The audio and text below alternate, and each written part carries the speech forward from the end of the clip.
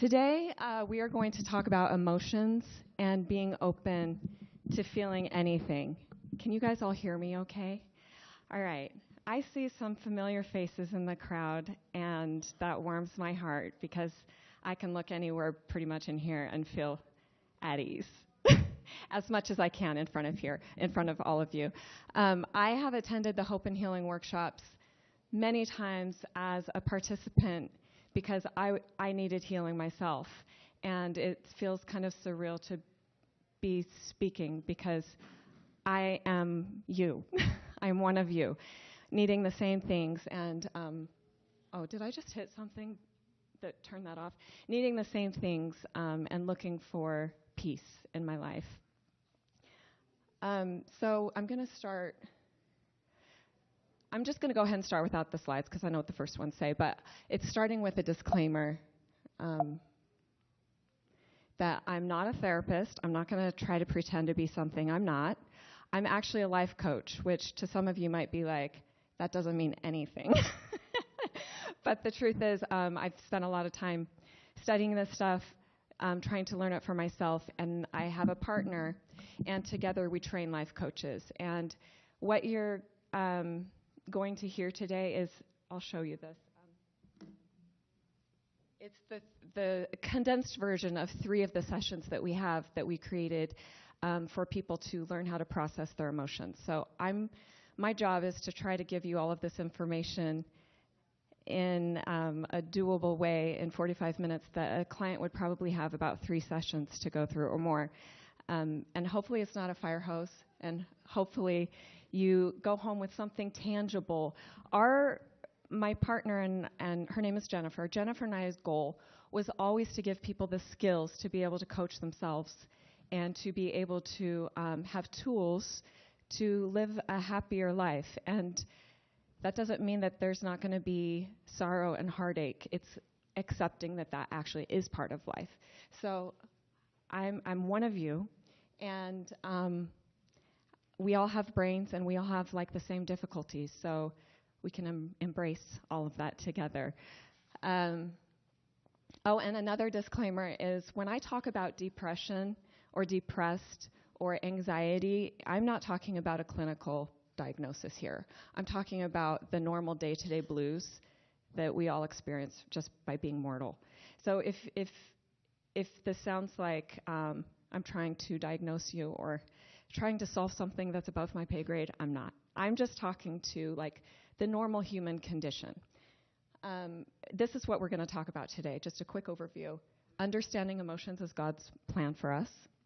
How to increase your EQ, which is your emotional intelligence, which in my opinion is more important than your IQ.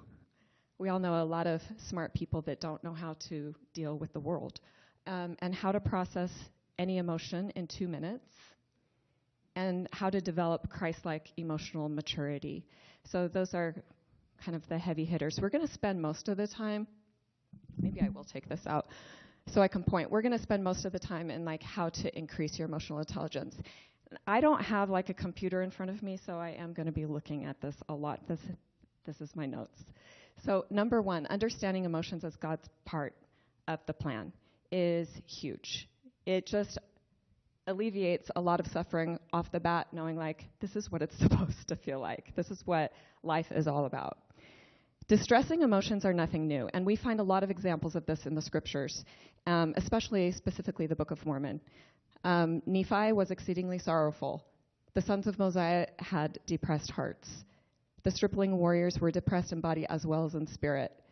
Alma experienced anguish of soul. For some reason, my slides are off just a little bit, but and Nephi also experienced anguish of soul, or agony. This does not sound comfortable, but this is what prophets experience. So if this is something that the prophets wrote down, why do we feel like we should be exempt from this? And then, of course, we know that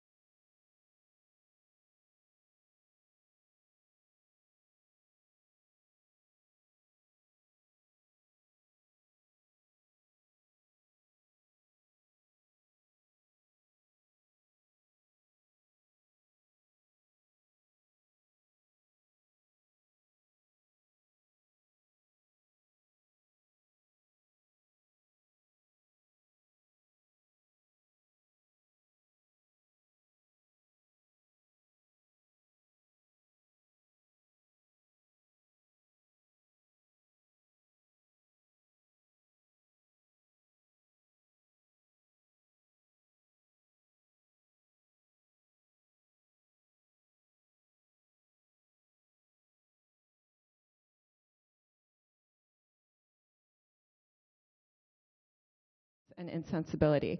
Now, like these first three, they make a lot of sense. Like we know what those are. Sin, not sinning, happiness, sadness. What is sense and insensibility, though? And so I had to think about that. Sense is being able to feel, our senses. We experience life through our senses. Insensibility, then, is the inability to feel something, especially to be moved emotionally. That's not my definition, by the way. That was the definition from Google. So, but it makes sense that to be able to feel something, the opposite would be not to be able to feel something. And that literally is in the scriptures, that it is part of God's plan. So how do we reconcile this? That there's good and evil, there's happiness and misery, and then in the very next book, in the Book of Mormon, it says, men are that they might have joy. How do we reconcile that? It seems like at odds with itself, right? And yesterday, I went to the temple, and I was like, I wonder what the temple has to say about this. I should have thought about that, before the day before I'm talking about this. But I went there, and if you go pay attention to where, when, and who says joy in the endowment, it's mentioned 4 times. And also pay attention to what Eve says about sorrow. It's woven into our experience. And there's a wonderful talk. I wrote it down because I didn't reference it here, but it's called Waiting on the Lord from Elder Holland in 2020, where he says, Christianity is comforting, but it is often not comfortable. So that's part of how we can reconcile. And this poem I memorized because I love it so much, but I'm not going to try to quote it in front of an audience. So I'll read it to it, but I love it so much because it very succinctly describes what I'm trying to say. Is joy and woe are woven fine, a clothing for the soul divine. Under every grief and pine runs a joy with silken twine. It is right, it should be so. Man was made for joy and woe. And when this we rightly know, through the world we safely go. So I love the last line is that joy and woe, when we know this, we are safe. Because then we're not at odds with what we're experiencing. It alleviates all of the frustration from like layered emotion of when you're feeling sad and sorry that like I shouldn't be feeling this way. Instead, it's like, oh, this is my walk in life. I should be feeling this way. So some of these slides have a red component. Most of them are black and white. But I want you to think, when it's red, you can write it down or think about it, what your definition of emotions are. They can be very elusive. And when I tried to find like the one all-encompassing definition of what emotions are, it was impossible. There's lots of very philosophical ways to describe emotions, and there's other almost childish ways of describing what emotions are. I consider them to be synonymous with feelings. Some people disagree, but that's how I describe them, as like a feeling. And just think about what that might be, and I'm going to share with you a very short description or definition of what I think the emotions are, how we can describe them. Very simply, they're energy in motion, and you can remember that with like the E. The E stands for energy, and it's motion in our body. So emotions are literally just like feelings in our body, and when you can think of it in that way, good or bad, it's just our body doing its thing.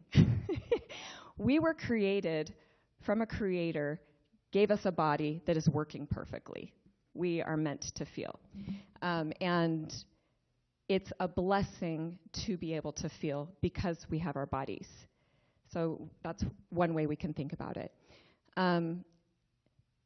I want you to think about, this was going to be a live poll, but I couldn't figure out how to actually do that. And it was supposed to be really cool and populate in a word cloud where everybody could participate. But instead, think about the emotions that you dread the most and just shout them out. Anger, fear, rejection. What was that? Resentment. Disappointment, sadness. Uncertainty, huge. guilt, shame. There's a never-ending list of these terrible, and as you're saying them, it's like you start feeling kind of cringy. It's like, oh yeah, I know that one. I don't want that. And I want to kind of go through what's happening in your body, why you dislike feeling this so much. This is how it's supposed to be. So you have a stimulus of some sort that causes you to feel. It can be a thought, but it could actually be something that happens. Like maybe a car is driving towards you. And so you're thinking, oh, these aren't going to be right either. It did look kind of cool before, but just imagine imagine the arrows where they go. Impending doom, and your thought is danger. We're supposed to know when be able to recognize danger when we see it, right? And then the emotion you feel is fear. And it releases a hormone, either adrenaline or cortisol. I'm not a doctor, but this is what is supposed to happen. And you have a physical response, which is increased pulse, blood pressure, rapid breathing, sharpened senses. This right here is what we're trying to avoid. It feels bad. And it's the physical response that makes us human. But if we can recognize that our brain is working perfectly, then it can alleviate some of the suffering. It might not feel so bad. So our brains are always on the lookout for danger. It's for our survival. It's for our protection. But today, most of the dangers we face are psychological dangers. And it still feels like life or death. We still want to run from it. We want to hide. We want to, burrow. But it's the same physiological response that our ancestors felt when they were being chased by a tiger. So this is what we are seeking, and this is what safety feels like, is a second stimulus. Again, it can be actually something happening, or it can be a thought that we have. False alarm. Oh, it's like, phew, okay, the car is in a different lane. I'm safe. It's all fine. The emotion is relief, and then the hormone releases to kind of eliminate what we were feeling, serotonin or oxytocin. And then we feel something wonderful, a decreased pulse, the ability to breathe, relaxed heart rate. Maybe I should do that right now. Take a deep breath. So I have a relaxed heart rate. But this right here is what we're seeking. So if you can pare it down to the physical response and realize what we're actually scared of is how we're feeling. And we have the ability to move into a different emotional state of being. So the question then is, how do we get from the fear to the relief, or the dread to the happiness, or whatever it is that you're seeking? How do we cross that gap? And especially without waiting for a second stimulus, sometimes that might not come for a while. And we can't always just be waiting for a second stimulus to feel relief. This is what I want to talk about, is we raise our IQ, or our EQ. And emotional intelligence is the ability to understand, use, and manage your own emotions, regulate them in positive ways to relieve stress, communicate, empathize with others, overcome challenges, and diffuse conflict. And the conflict might be internal. It might not just be with somebody else, because it's interesting that communicate effectively and diffuse conflict are both in there. So it can be with others and with ourselves. So here's a red slide again. This is a quiz. What is your own emotional intelligence? I'm basically a tornado. Everything's spinning. I'm not sure what's going on.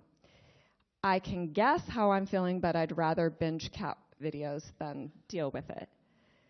I can handle my emotions most days. Unless I'm hungry, then all bets are off. I generally manage my emotions well under pressure, but I'm no Zen master yet. Or I'm an emotional superhero. I can sense feelings like Spidey senses danger. I keep the drama in check.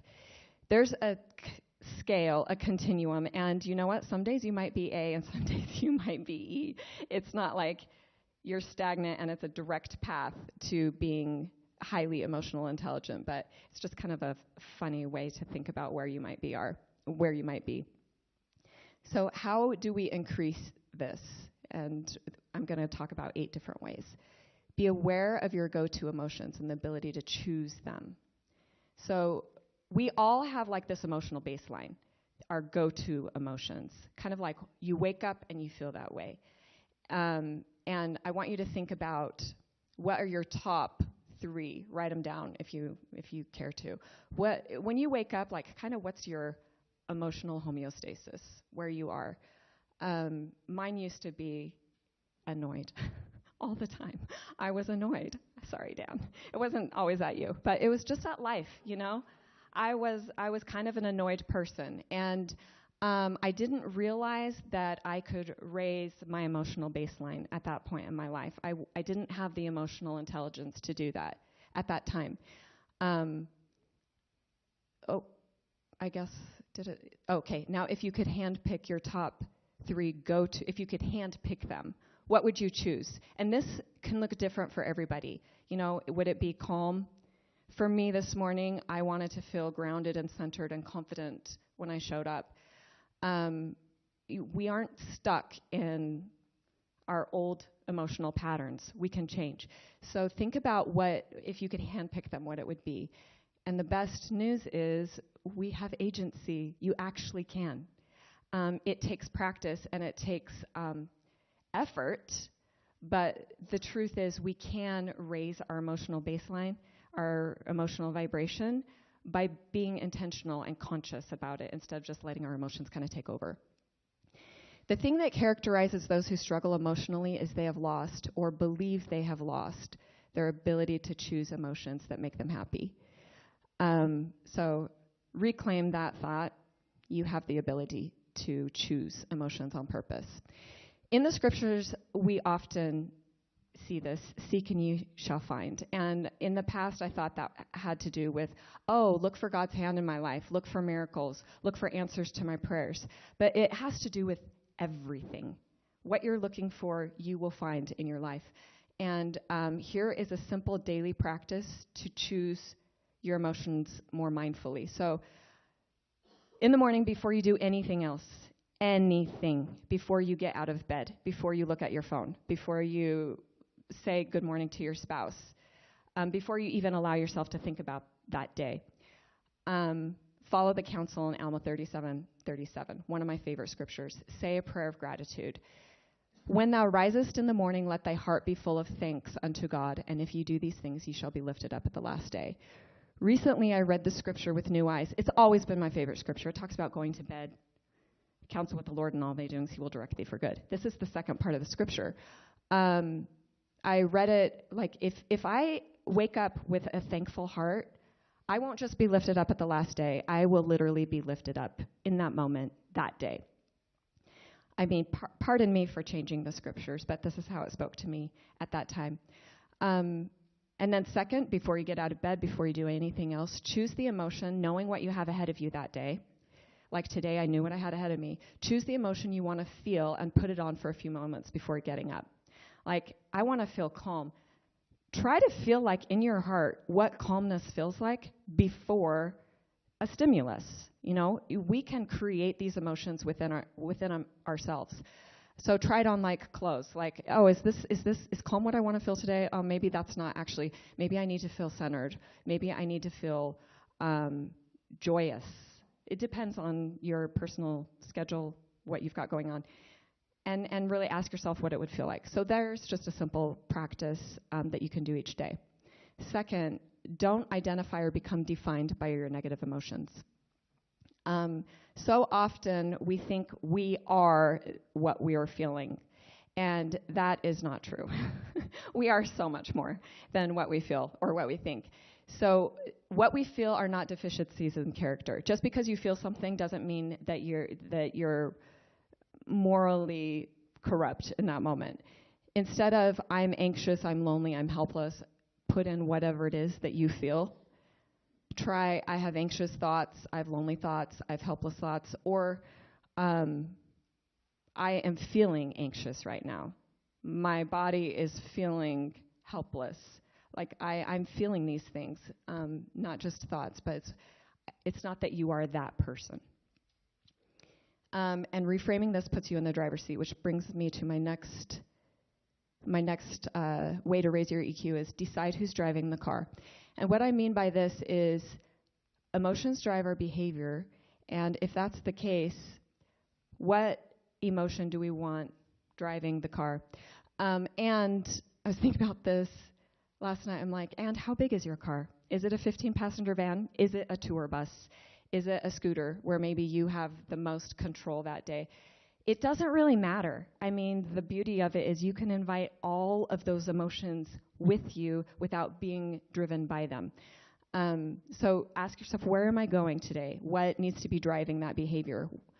Who is taking the wheel? Are you letting them run on cruise control, or are they simply a passenger you can drop off? Like, if you have a school bus full of emotions, it's like, okay, frustration, this is your stop. It's good. Thank you. I'll probably see you tomorrow, same time, same place. But at least you know that you're the one in control, and you have the ability to drive the vehicle. Again, it's just like reclaiming your agency. Emotions are powerful motivators, and honestly, negative emotions drive our behavior more than positive emotions because they feel so terrible. We will try to do anything to not feel that. But both positive and negative help us pursue goals, overcome challenges, and make decisions, whether we're even conscious about them or not. That's why we do or don't do the things we do. So simply put, it's how we show up in our life. In Alma, he was very wise when he told his son Shiblon to bridle his passions. And I love the reason he gave for telling his son this. It's that ye may be filled with love. He knew that love is one of the most powerful motivators of all. So if we're able to bridle maybe those really intense feelings that we have and be filled with love, we're going to show up in a completely different way and feel different. It's not just how we show up and how other people experience us, it's what we are going to feel inside. I apologize for the length of this quote, but it's so good. It's actually 2 slides, but Alma's counsel to Shiblon teaches us that passions and emotions are within the realm of accountability. This is the part that I think is so interesting. There can be a moral component of our emotions just as there can be a moral component of our thoughts and actions. A particular emotion such as anger that we know Jesus felt might be moral or immoral, depending on whether it manifests itself productively or unproductively. Unfortunately, some pop psychology teaches we are responsible for our actions and possibly even our thoughts, but feelings are beyond our control. We are simply incapable of choosing our emotional state. That's so false. Such notions are contradicted by the teachings of prophets, ancient and modern. He goes on to say, bridling our passions can lead us to examine how our own state of being can lead to solutions rather than blaming others. New ways of resolving problems open up to us when we're no longer blinded by unproductive emotions. The phrase, be of good cheer, appears over 12 times in Scripture, and in nearly every instance, the counsel to cheer up comes in the midst of a difficult or discouraging situation. I love that. And this entire talk from Larry Tippett, he was a seminary teacher in Salt Lake, and he gave this to the university, is really good if you want to search that up. It's kind of long, but it's worth a read. So the key takeaway is feeling bad isn't bad, but getting stuck there might be. When you think about the moral component, am I showing up in a productive way, or is this emotion actually necessary for me to progress? So fourth way, understand and recognize your emotional responses. Instead of processing our emotions, oftentimes we do other things that might not be so helpful. And see if any of these resonate with you, maybe what your go-to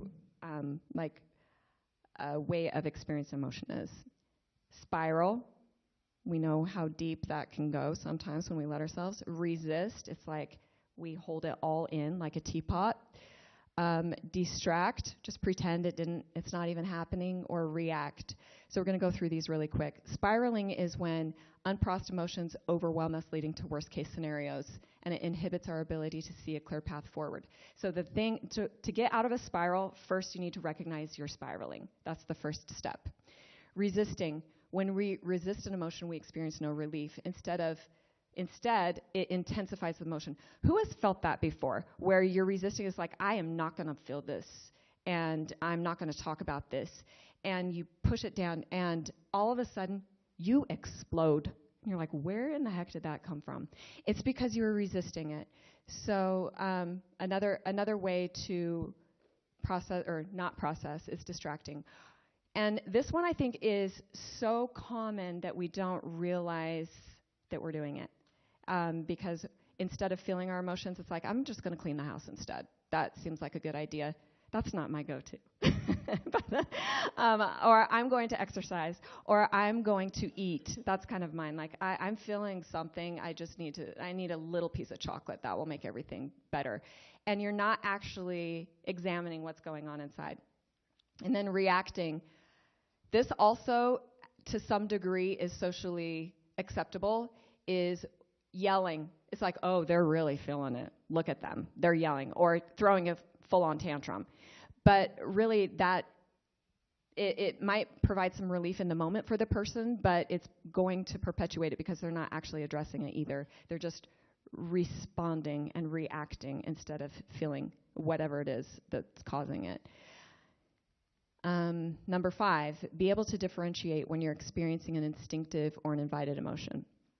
I think this is really key, and I'll go through both of those. An instinctive emotion is kind of raw. It's your reflex. It's like you don't have time, your brain doesn't have time to actually even know what's going on in the moment, and you feel something, you're like, where did that even come from? It's your first response to the stimulus or threat.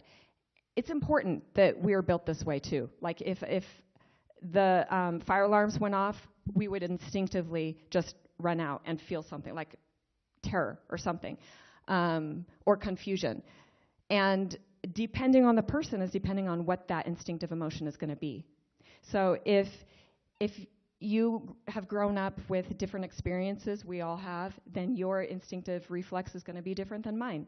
And once we realize that, everybody's response makes sense. We're like, oh, I can have empathy for that person that they showed up that way. I don't know what their life story has been, but if I did know, it would make sense. And we can also say that to ourselves. Like, why did I react like that? We can really go backwards and be like, it makes sense I acted like that because of A, B, or C. And when we're inquisitive and curious about why we responded, we get to know ourselves better. And then it also allows us to show up differently the next time if that's what we're choosing. So instinctive can't really help it that much. Invited is when we repeat our narrative over and over again. We're inviting that emotion back, not because of what's going on, not because of the raw or the direct stimulus, but because we are reflecting, and we do that as humans. We think about things, we talk about things. And the problem with that is sometimes they become inflated or exaggerated, not due to actually what happened, but because of how we're talking about it. So be aware of the narratives that you're talking about. And as long as we repeat the story, we'll repeat the emotion, whether it's good or bad. But the beauty about invited emotions is that we can invite positive emotions. We can, if I asked you right now to think about like the happiest day in your life and really sit in that and feel that, we would all be inviting positive emotions. And that shows us that we really do have the power to create emotional states within ourselves. So a red, okay, if you had to guess, how long can an emotion last in your body? And this is based by Dr. Jill Bolte-Taylor, who I love. How long does a chemical response, do you think, last in our bodies? It's shorter than you think. It's actually 90 seconds. That is the length of time that if we just let the emotion go, let it fizzle, our bodies aren't equipped to keep like high emotional states, very intense emotional states all the time. And when we are like in this heightened state, it's because we're thinking over and over, inviting the emotion back over time and time and time again. So after this 90-second period, whether or not you can consider or continue to feel the emotion depends on your personal tendency towards rumination, or like what I call chewing the cud, because ruminate and ruminant animals comes from the same root. You're just chewing it over and over again, sitting in it, and you don't have to. Number 6, be willing to broaden your emotional spectrum. So the width of your emotional spectrum is how willing you are to feel the full range of human emotions.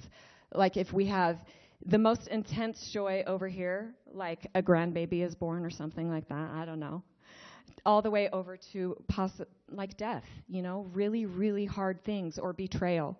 How are you willing to feel all of that?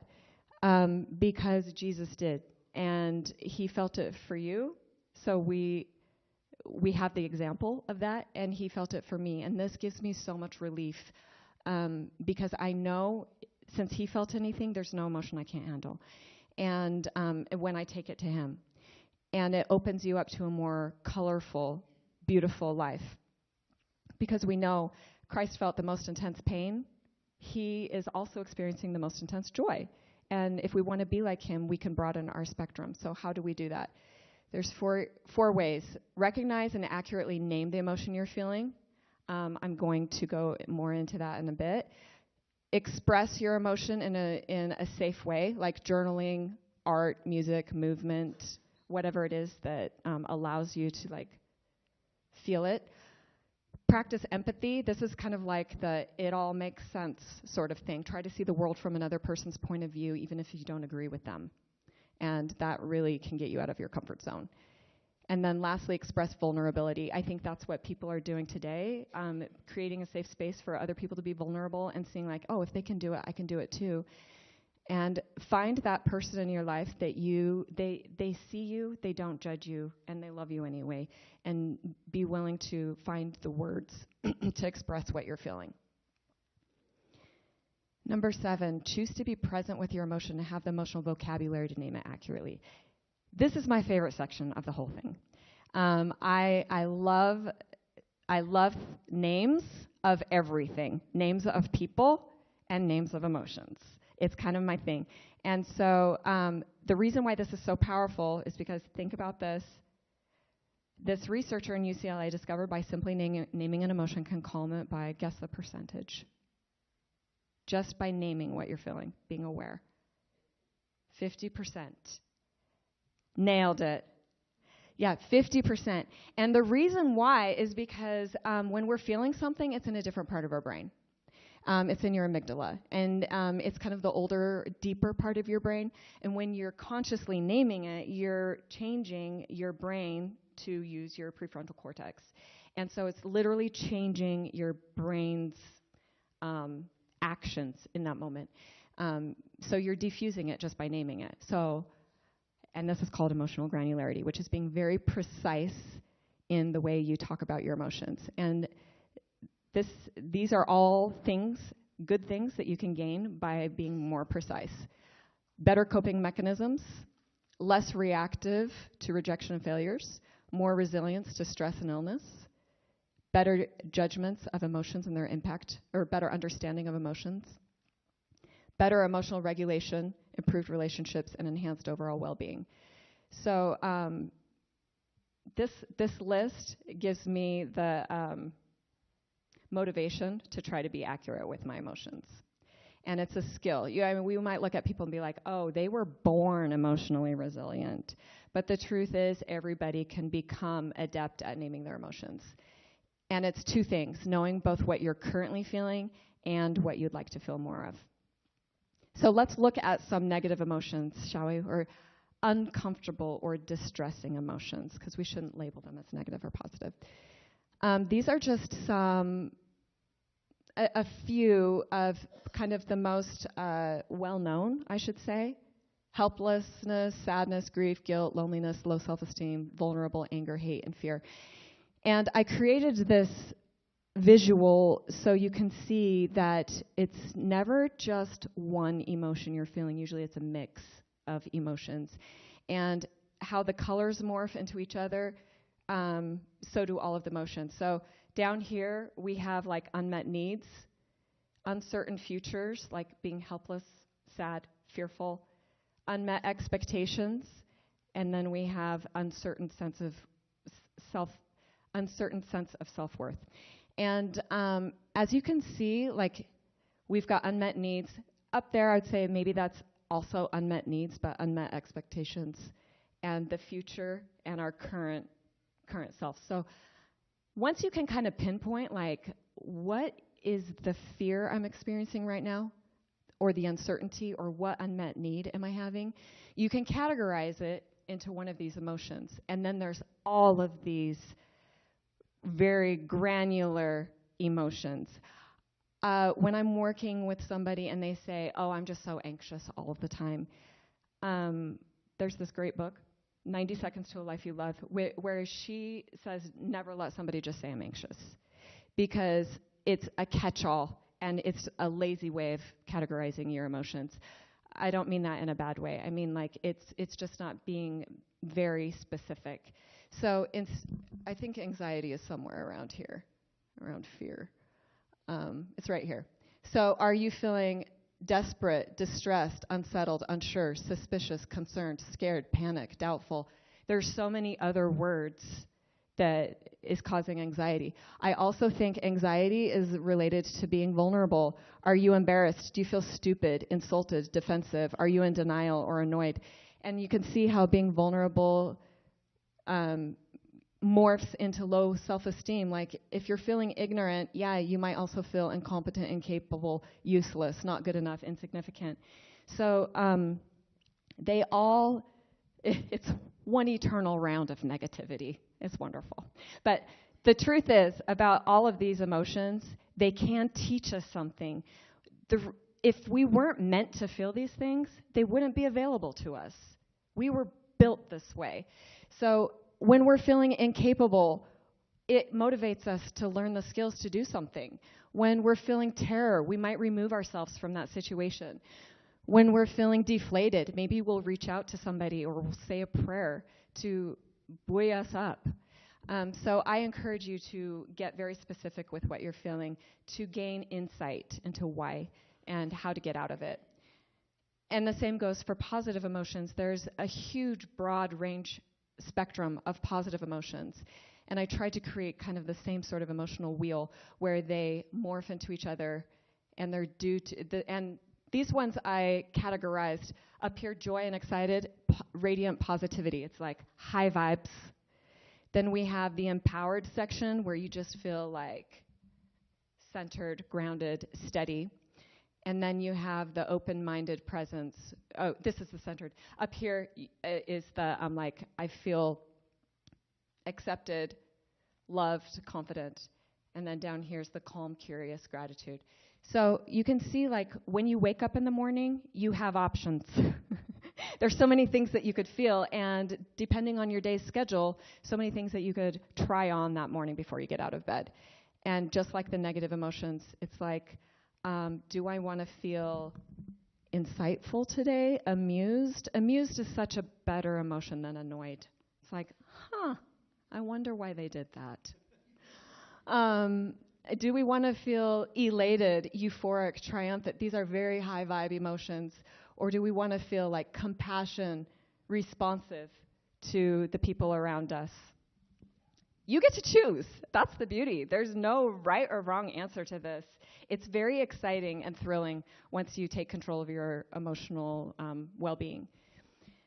Okay, this might be why you came here. Learn the tools for how to process your emotions. And this is where the rubber kind of hits the road. It's like an actual strategy that you can use to feel the emotions in the moment when you're feeling something very intensely. So you can do this in 2 minutes. And if you decide to do this, you'll literally be unstoppable. Because emotions, as much as they can propel our growth, they can also inhibit our growth if we don't address them. So the emotional reboot is 4 stages. Name it, welcome it, describe it, and the last one is allow it. Let's go through these quickly. Name it, like I said, name it to tame it. Do it with curiosity and specificity. So instead of saying, I am overwhelmed, I'm so anxious, you can say, this is overwhelm, period. Very, matter of fact. This is just overwhelm, something I felt before. Welcome it. resist the judgment and accept nothing has gone wrong when we feel negative emotion. Like, this is just part of me being a human. It makes sense I would be feeling this right now considering the circumstances. That eliminates a lot of judgment that we might place on ourselves. Like when you get really upset at somebody. Oh, it makes sense I would be feeling this way because in the past they've always been there for me. Or it makes sense that I would be feeling this way because of old emotional habits that I've created throughout my life. It's fine. Describe it. This is like describing it in your body. So look inward. Again, this is going to use your prefrontal cortex, so you're not going to be feeling it as intensely. So say, where is it? How intense is it? Is it moving? Is it like buzzing, or is it like this low throbbing? And for me personally, the crazier I can explain it, the more creative I can get, it almost becomes funny. And so you can say something for overwhelm. It feels like my brain is a ball of knotted up worms on drugs, and my heart is a rainstorm of pelting fireworks. It's like, yeah, that describes overwhelm for me. Like my brain is just a knot of worms. And when you're thinking about that, you're not feeling as overwhelmed. You're thinking about describing what overwhelm feels like. The last thing you're going to do is actually feel it, allow it to pass through your body. You know that your body's fully equipped to do this. It was made to do this. It's just chemicals. It's just that adrenaline. It's just hormones that will naturally fade. And here I would encourage you to watch it fade. Close your eyes, breathe deeply, allow the feeling to slow down and gradually dissipate for 2 minutes. Remind yourself this feeling has no power to hurt me. My body knows what it's doing. And when you're sitting there, I do close my eyes, and a lot of times I go somewhere away, like to the bathroom, and I'll just sit there. We have a chair in our bathroom. It's not on the toilet. I'll sit in this chair, close my eyes, and be like, it's fine. It's totally fine. And you can literally like watch it fade away into the mist. I have 5 minutes left, so I'm going to speed through the rest of this.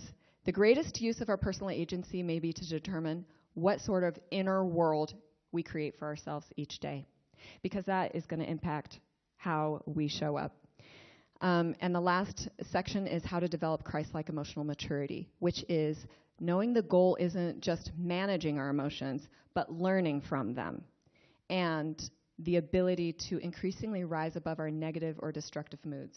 So it's not just learning from them, it's also replacing them, because what's the point if we feel our emotions and we just go back to our baseline? We can increase them. So this takes discipline. And like I said, I love words, but discipline and disciple share the same root, which is discipulus, I believe. And that means instruction, knowledge, or learning. So we can be disciplined in our emotions and learn from them. I found this hymn at a time when my emotions were out of control. And I really love the words, "School thy feelings, O my brother, train thy warm, impulsive soul. Do not its emotions smother, but let wisdom's voice control. School thy feelings, there's power in the cool, collected mind. Passion shatters reason's tower, makes the clearest vision blind."